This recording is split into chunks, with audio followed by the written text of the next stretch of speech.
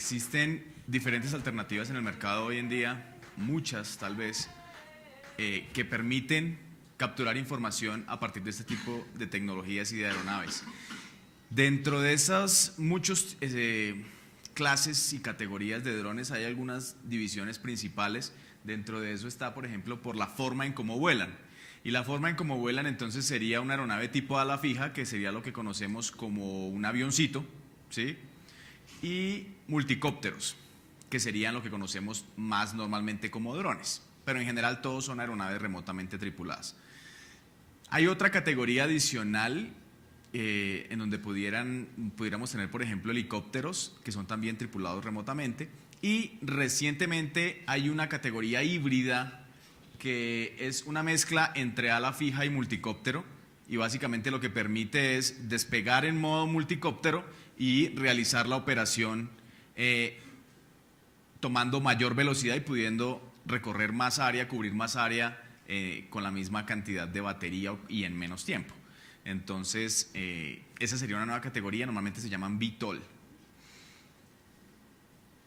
Eso es la plataforma, pero para el caso nuestro, claro, por supuesto la plataforma es importante y nos limita o nos condiciona el hecho de qué tanta área puedo tomar o recorrer en un tiempo determinado. Para nosotros las cámaras son tal vez de lo más importante también. De lo más importante porque esto nos direcciona hacia qué tipo de producto vamos a generar. Entonces pueden ser cámaras RGB, que sería lo que conocemos en color normal, cámaras multiespectrales, y estos dos tipos de fotografías serían las que podemos procesar en Drone to Map. Existen otros tipos de informaciones que se pueden capturar con drones, pero pues que para el caso no aplican para ser utilizados en Drone to Map, al menos no en este momento. Seguramente a futuro, con desarrollos futuros, existe y se abre la posibilidad de que nuevos tipos de datos entren a estas fuentes de información por el lado de Drone to Map. Los tipos de lentes son muy importantes, entonces pues hay muchas cámaras que tienen, por ejemplo, una curvatura muy amplia, son gran angulares, son cámaras con ojo de pez, lente ojo de pez, que generan unas distorsiones mayores. Se pueden procesar datos con ese tipo de cámaras, sin embargo, por el hecho de que estas cámaras tienen unas distorsiones, una curvatura muy amplia en el lente, entonces eso me genera unos errores adicionales y el resultado pues es menos preciso.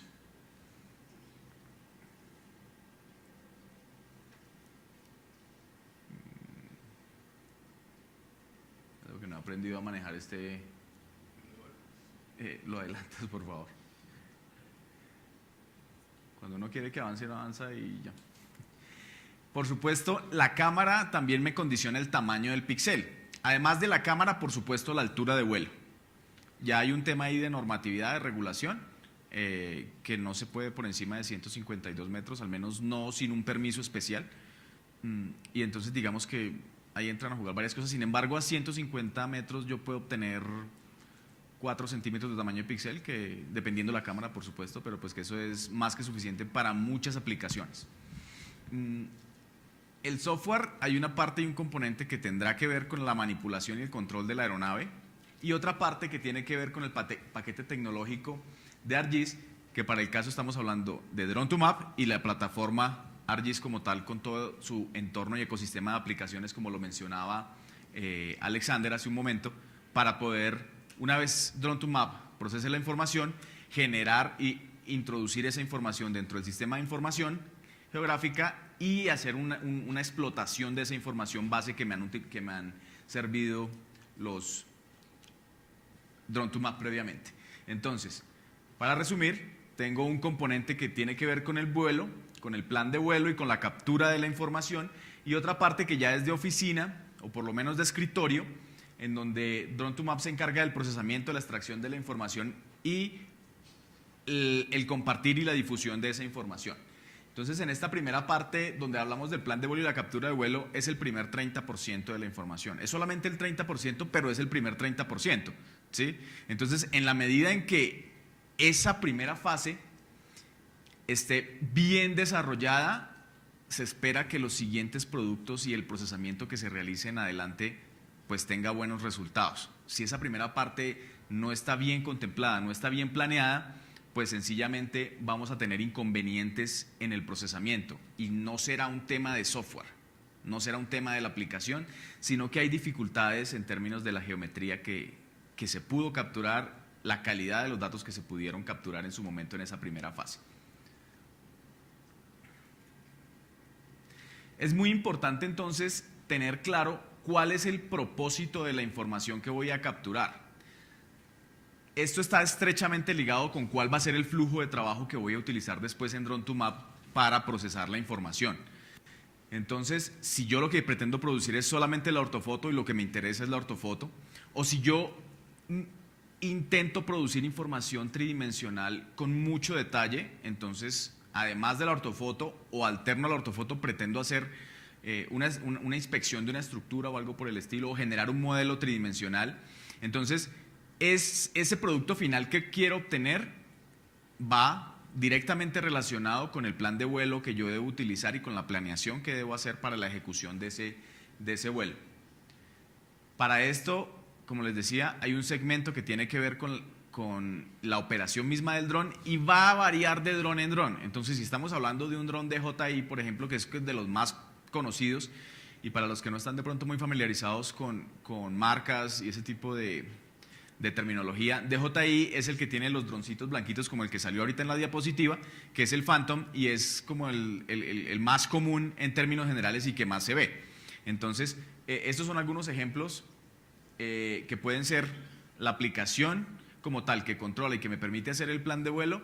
Puede ser directamente de DJI, puede ser de un tercero, hay muchas herramientas alternativas, hay Drone Deploy, hay otro que es Pix4D Capture, hay otro que se llama MapMake Easy. Entonces todos tienen, digamos que una serie de condiciones y se conectan con ciertos tipos de drones, o algunos son nativos y son propietarios del dron en particular.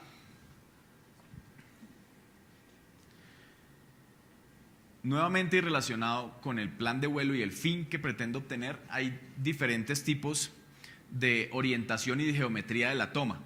Principalmente hablamos que tengo que tener en cuenta cuál es la configuración del traslape que yo debo utilizar.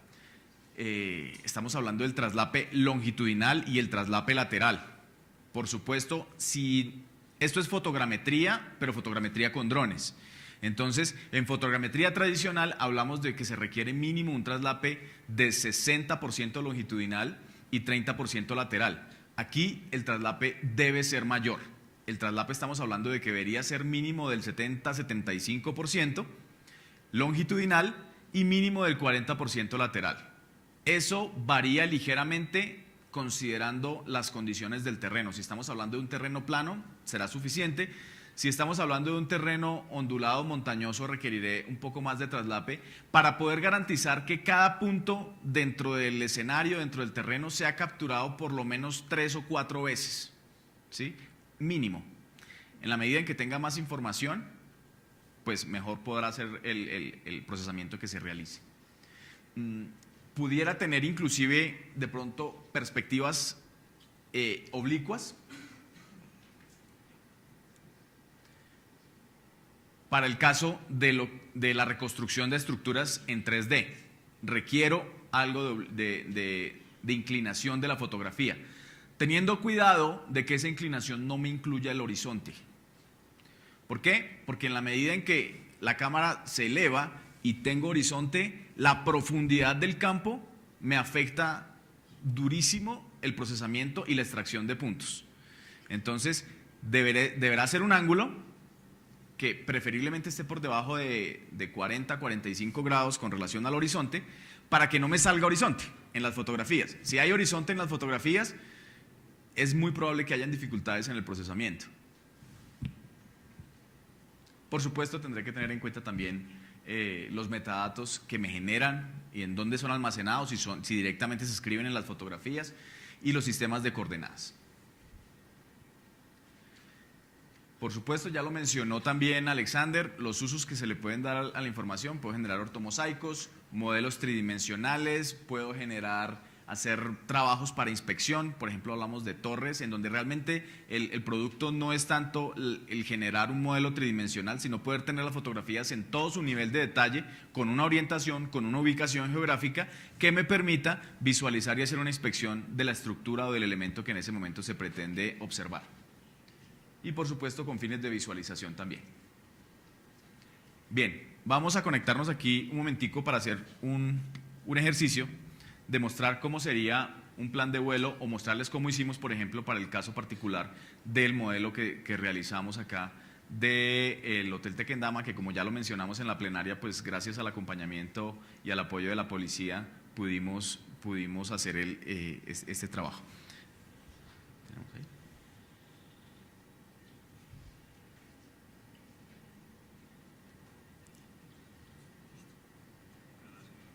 No sé, lo puedes pasar para la otra.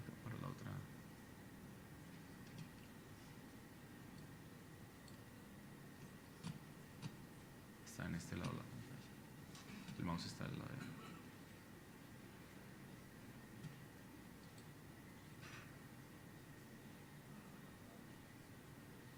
El mouse está allá.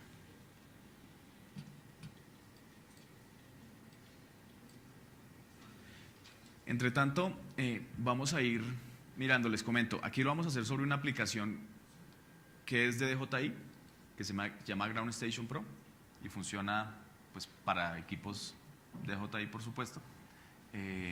Y básicamente es mostrarles un poquito qué tan sencillo es, por supuesto, teniendo en cuenta que hay que tener claro los parámetros que debería utilizar para el vuelo en particular.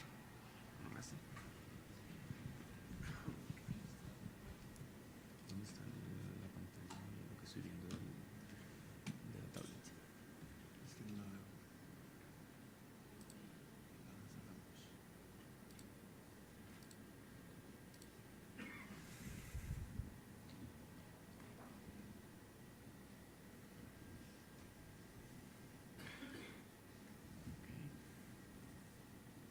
¿Dónde está el server?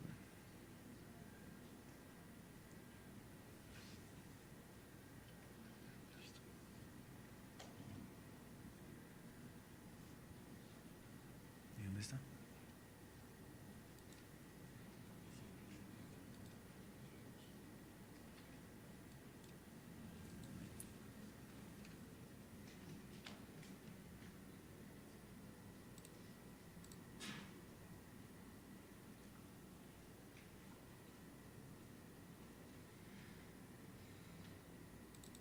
¿Ya que lo has probado?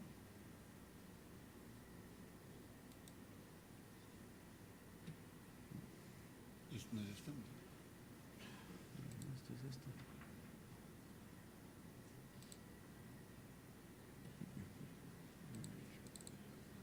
No sé cómo cambiar esto porque... No, vamos a tener que hacer un cambio aquí en el procedimiento que íbamos a hacer porque desafortunadamente no logramos teníamos aquí la conexión para mostrarles a ustedes el contenido de la aplicación, pero no nos está funcionando la conexión directa en este momento.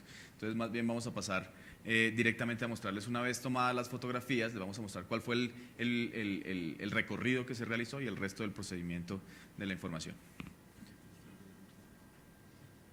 Sí. Sí.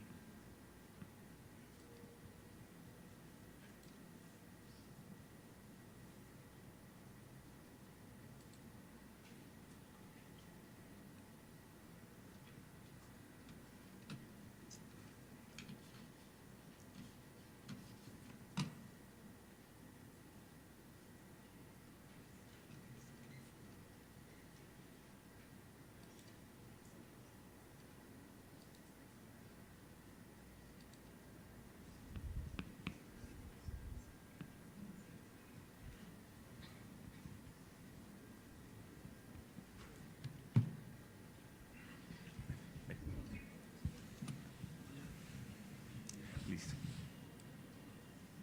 Tan pronto nosotros abrimos Drone to Map, tenemos esta interfaz y en esta interfaz básicamente tengo la opción de abrir un proyecto que ya exista o de crear uno nuevo.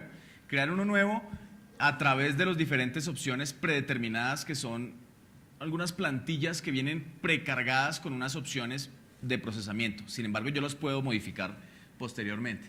Entonces, si yo quisiera crear un nuevo proyecto, lo que tendré que hacer simplemente es seleccionar la opción nuevo y aquí tengo las opciones de rápido, Es decir, yo quiero hacer un procesamiento que no voy a llegar al nivel de detalle completo de la información, pero que voy a ejecutarlo muy rápido para poderme dar cuenta si efectivamente la información que pude capturar está completa, si los datos están todos completos, y voy a poder después en oficina, con todo el tiempo del caso, procesar ya en detalle la información. Tengo la opción también de un flujo de trabajo en 2D, un flujo de trabajo en 3D o un flujo de trabajo de inspección. Por defecto, básicamente lo que me hacen estas plantillas es que me preseleccionan algunas de las características del procesamiento, pero que yo puedo modificar posteriormente. Entonces, vamos a seleccionar la opción de rápido. Por defecto aquí me carga cuál es la información que se puede producir o cuál es el objetivo principal de este tipo de proyectos, de este tipo de plantillas. Aquí seleccionamos y le vamos a dar un nombre.